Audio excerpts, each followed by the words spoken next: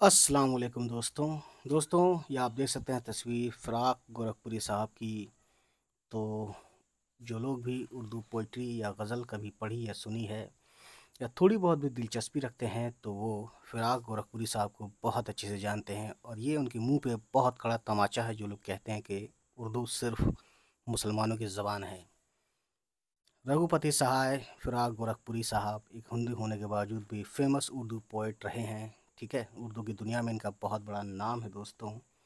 खैर, तो हम आज पढ़ेंगे, ये बुक है यूपी बोर्ड क्लास 10th की। ठीक है, फ़राक गोरखपुरी 1896 में पैदा हुए और 1982 में इस दुनिया से चले गए हम सबको छोड़कर। तो दोस्तों हम पढ़ेंगे फ़राक साहब के बारे में, क्या कुछ बुक्स हैं, क्या इनका तर्ज सुखन था, जो भी था देखते हैं इसमें। फ़राक गोरखपुरी का शुमार यानी उनकी गिनती उर्दू के मुमताज़ तरीन गज़ल गो शायरों में किया जाता है। उनका असली नाम रघुपति सहाय था। 1896 में गोरखपुर में पैदा हुए। उस ज़माने के आम माहौल की तरह उनके घर में शेर व शायरी का चर्चा था। तो इससे ये पता चलता है कि उस वक्त 1896 या 1800 उस ज़माने में शेर व शायरी एक आम बात थी। यानी उर्दू पोइट्री, उर्दू लिखना पढ़ना, फ़ारसी ये सब पढ़ना आम बात थी। कोई ऐसा नहीं समझते थे कि हिंदू की ज़बान है या मुस्लिम की ज़बान है, ऐसा कुछ नहीं था वो उस ज़माने में। ठीक है, चुनाचे बचपन ही से शेरगोई का शौक़ पैदा हो गया। कहा जाता है कि वो 13 बरस की उम्र से शेर कहने लगे थे। उन्होंने तालीम इलाहाबाद में हासिल की और उर्दू और फ़ारसी के अलावा अंग्रेज़ी में भी आला आला आला दस्तगाह बहम पहुंचाई। यानी इसमें अंग्रेज़ी में भी वो बहुत अबूर हासिल किया, बहुत कमांड हासिल किया। यहाँ तक कि वो बताते हैं, या अभी पढ़ेंगे, कि अंग्रेज़ी के टीचर ही थे वो यूनिवर्सिटी में। बाद में इंडियन नेशनल कांग्रेस में शामिल हो गए और कुछ मुद्दत तक जवाहरलाल नेहरू के साथ काम किया। तो जवाहरलाल नेहरू के साथ थे तो ज़ाहिर है जेल भी गए होंगे। देखिए आगे देखते हैं इसमें, जेल भी गए। ये बात सच हो गई दोस्तों। देखिए इन लोगों ने कितनी मेहनत की है इस देश को आज़ाद कराने के लिए, है ना। कुछ अर्से बाद अंग्रेज़ी में एमए किया और इलाहाबाद यूनिवर्सिटी ही में अंग्रेज़ी के उस्ताद हो गए, और यहीं से 1959 यानी 1959 में रिटायर हुए। तो ज़िंदगी भर ये एक उस्ताद के टीचर रहे, है ना, प्रोफेसर रहे, टीचर रहे अंग्रेज़ी के। ठीक है, फिर भी ये उर्दू के पोइट, बहुत फेमस पोइट हैं।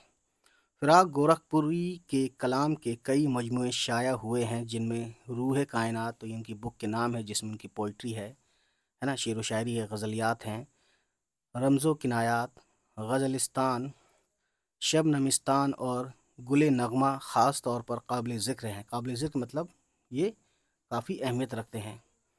उनकी रुबाइयों का मजमुआ है। अब रुबाई एक अलग तरह की गज़ल होती है, नज़्म होती है, जो भी कह लीजिए आप फ़िलहाल मोटा मोटी समझने के लिए। तो उसका नाम था रुबाइयों के मजमुआ का रूप।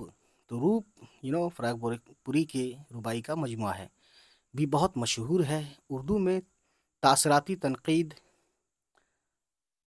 के अलमबरदारों में भी फ़राक का नाम लिया जाता है। तो तासराती तनक़ीद यानी वो तनक़ीद जो असर रखती है। ठीक है, तो ये एक तरह से क्रिटिक भी थे उर्दू पोइट्री में। उनके तनक़ीदी मज़ामीन का मजमुआ अंदाज़े, तो ये अंदाज़े उनके तनक़ीदी मज़ामीन का मजमुआ है। और अगले पेज पे देखते हैं गाइस, उनकी किताब उर्दू की इश्क या शायरी तासराती तनक़ीद की अहम मिसालें हैं। तो एक दूसरी है उर्दू की इश्क या शायरी, ये भी एक तनक़ीदी किताब है।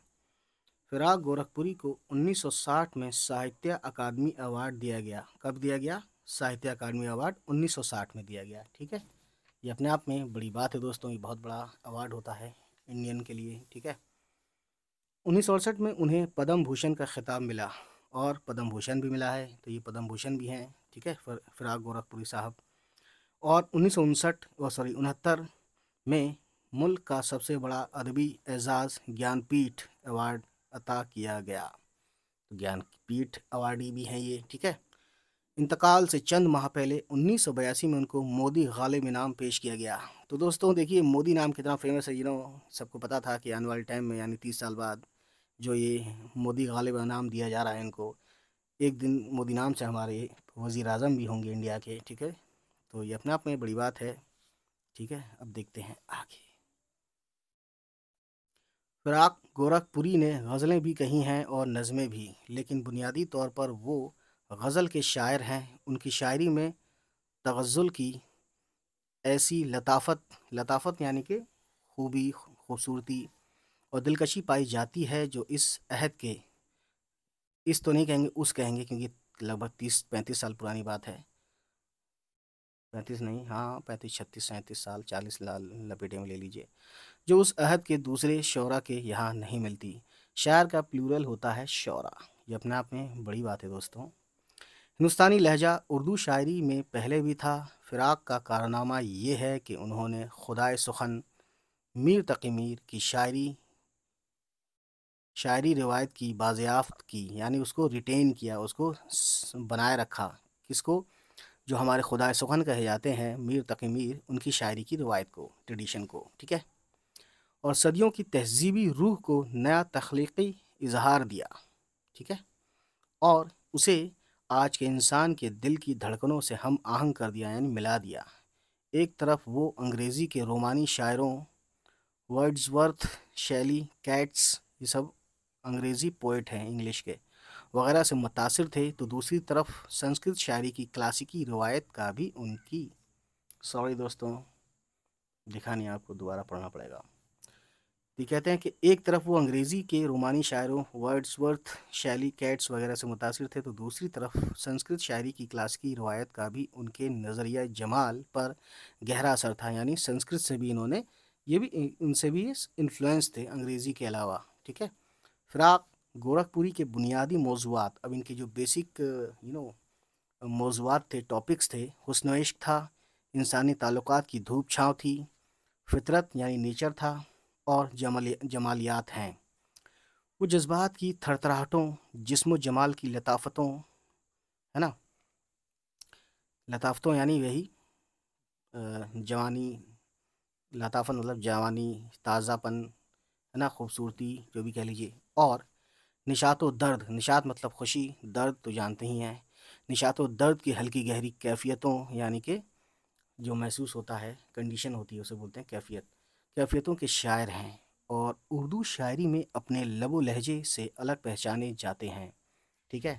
تو دوستوں یہ تھی کچھ کہانی ہمارے مشہور شاعر فراق گورکھپوری، جن کا پورا نام رگھوپتی سہائے فراق گورکھپوری ہے۔ فراق ان کا جو ہے تخلص ہے، ٹھیک ہے، فراق جو تخلص مطلب جو پوئٹری میں یوز کرتے ہیں وہ نام، اسی کو ہم بولتے ہیں تخلص، ٹھیک ہے۔